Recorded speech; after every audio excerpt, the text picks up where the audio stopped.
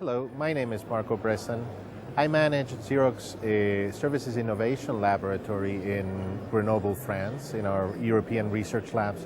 And I'm also in charge of the innovation office for our transportation group.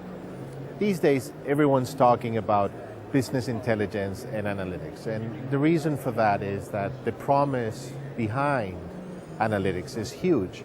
Basically, what analytics is telling you is, can you drive your operations based on what those operations are telling you? The promise is huge, but the challenges that underlie analytics are also huge. Basically, data is very difficult to acquire in many cases. It is expensive in some cases, even when it's your own data. Another challenge is, even if you have that data, you want to drive your operations based on what that data is telling you.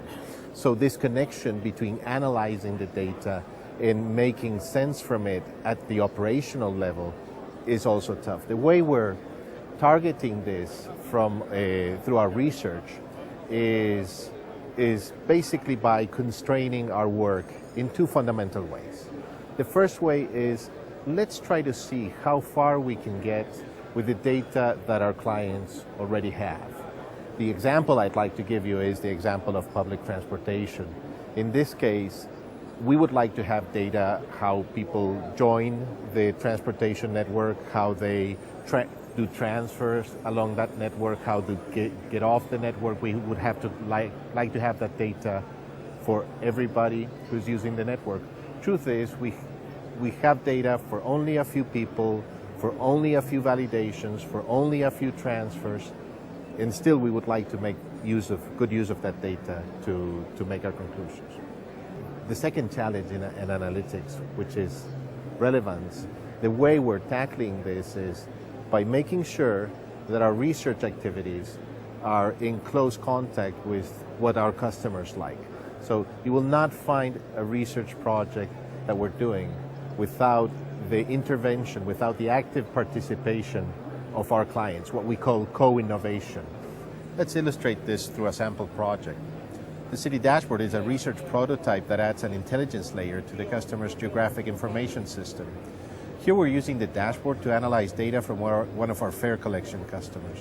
The heat maps show the location of public transport validation counts between given dates. The network planner can zoom in a station or a set of stations and look at the profile of the demand along a time period. Managing peak hours and visualizing the evolution of demand over time can also be useful to understand transportation requirements and network dimensioning. We can profile the individual stations based on behavior. Through example of homework locations, we will show how additional information can be inferred from existing data. Here we're assigning one of these categories, home or work, to each one of the stations in the network. We're classifying the stations solely based on the fare validation data. We can also think of other categories, such as student demographics, for instance. City planners can also import their network data, such as stops and schedules, to visualize their network's infrastructure. In this case, one of our clients wanted to understand if he could have a fair estimate of network load along the infrastructure without the need of buying expensive sensors.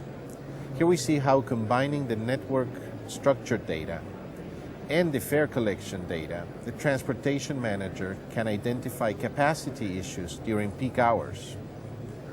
Notice how we've moved from basic data description and visualization to inferring higher level information in a way that supports decisions. Public transport is not the only domain where we are experimenting with our dashboard. In a separate project, we're using the dashboard to visualize parking occupancy and helping our client make optimal pricing decisions for parking spaces. In a way, the City Dashboard is a door for our clients to access our research expertise, so we can jointly address their unsolved challenges.